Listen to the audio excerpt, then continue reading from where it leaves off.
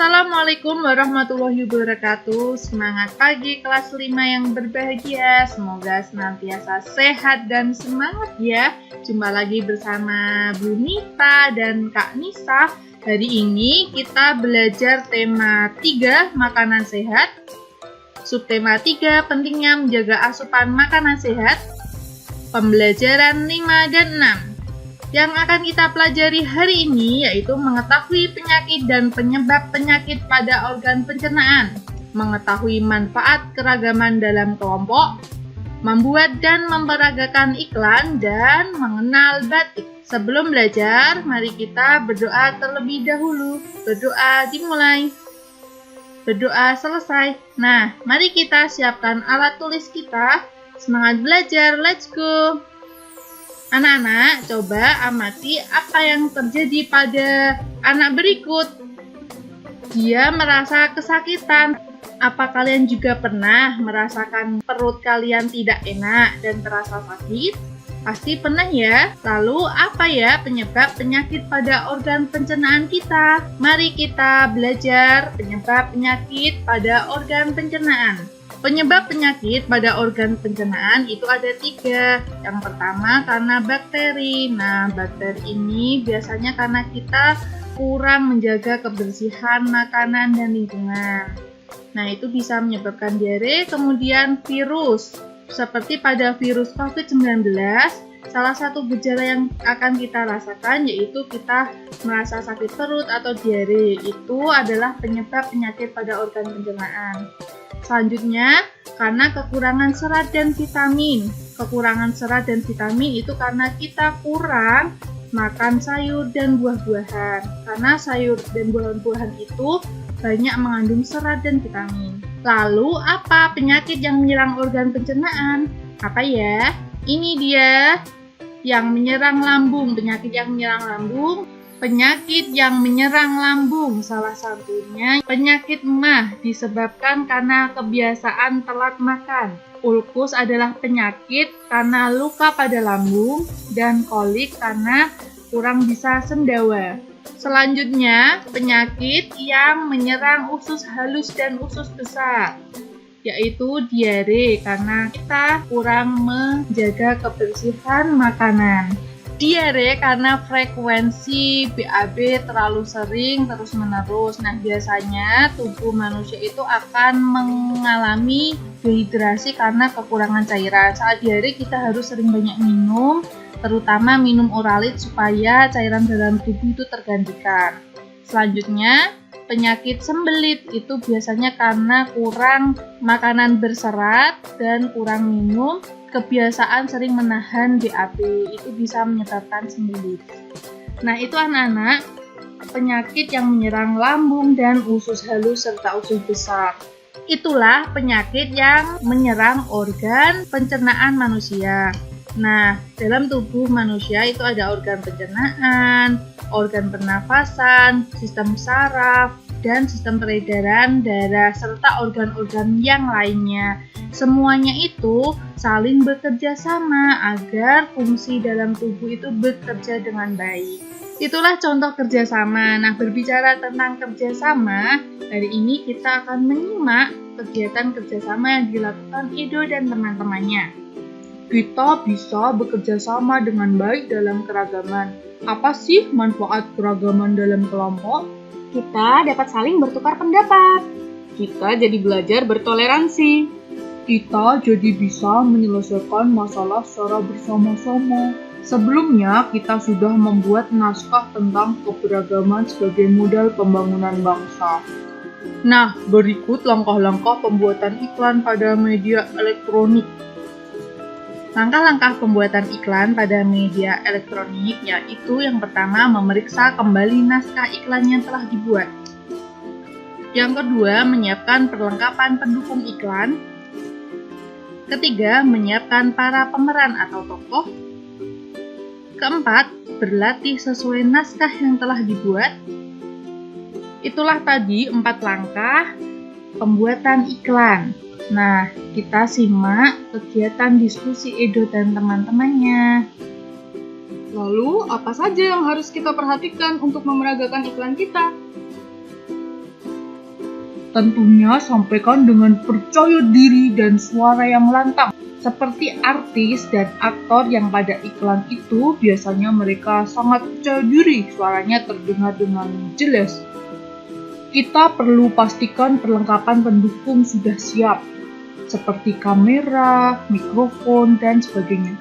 Juga hafal dialog dan peran sesuai naskah, agar iklan yang kita tampilkan dapat tersampaikan dengan baik. Oh iya, jangan lupa, kontak mata dengan penonton juga penting loh, agar penonton tertarik untuk menonton iklan kita. Itulah kegiatan kerjasama yang dilakukan Edo dan teman-temannya. Mereka saling usul pendapat mereka berbeda-beda. Namun, keragaman pendapat mereka yang pada akhirnya membuat masalah mereka terselesaikan dengan baik. Itulah keragaman dalam kelompok yang menguatkan kerjasama. Membahas keragaman, Indonesia juga memiliki banyak keragaman. Salah satunya yaitu keragaman budaya. Nah, keragaman budaya Indonesia mulai dari batik, ukiran, dan anyaman. Ketiganya merupakan karya seni kriya. Nah, hari ini kita belajar karya seni kriya batik. Disimak ya. Saat kita membuat batik Nusantara, alat dan bahan yang perlu kita siapkan, yang pertama gawangan. Gawangan merupakan penyangga kain. Kemudian kain mori. Kain mori dipilih karena daya serapnya tinggi. Canting adalah alat untuk menorehkan malam. Dan kemudian wajan kecil tempat untuk memanaskan malam. Ada kompor serta lilin atau malam untuk membuat pola pada kain. Nah, ini dia contoh pembuatan batik menggunakan teknik tulis. Mari kita simak teknik pembuatan batik tulis. Nah, ini proses membuat pola dengan menorehkan malam dengan canting. Selain dengan teknik tulis, yuk kita cari cara pembuatan batik. Let's go. Teknik pembuatan batik itu diantara dengan teknik tulis, dengan cap yaitu menggunakan cap, dan cetak atau sablon menggunakan mesin sablon. Nah, itu dia teknik pembuatan batik. Batik Nusantara sangat beragam, diantaranya ada batik tradisional dan ada batik modern. Nah, batik tradisional coraknya memiliki makna simbolik. Contohnya ada megamendung, ada parang. Sedangkan batik modern coraknya tidak memiliki makna simbolis khusus. Pada batik tradisional, motif merupakan ciri khas dari daerah asal. Saat kita melihat suatu batik, kita bisa mengetahui batik tersebut dari daerah mana. Sedangkan pada batik modern, motif bukan merupakan ciri khas daerah asal. Pada batik tradisional, warna cenderung gelap, seperti coklat tua, hitam. Sedangkan pada batik modern, warna cenderung bebas. Itu dia perbedaan batik tradisional dan batik modern. Nah, anak-anak, mari kita simak macam motif batik dari berbagai daerah. Nah, ini dia ada motif ceplok kawung dari Yogyakarta. Motif megamendung dari Cirebon. Mega itu artinya awan. Selanjutnya, motif 7 rupa dari Purwokerto. 7 rupa bunga, serta motif parang dari Solo.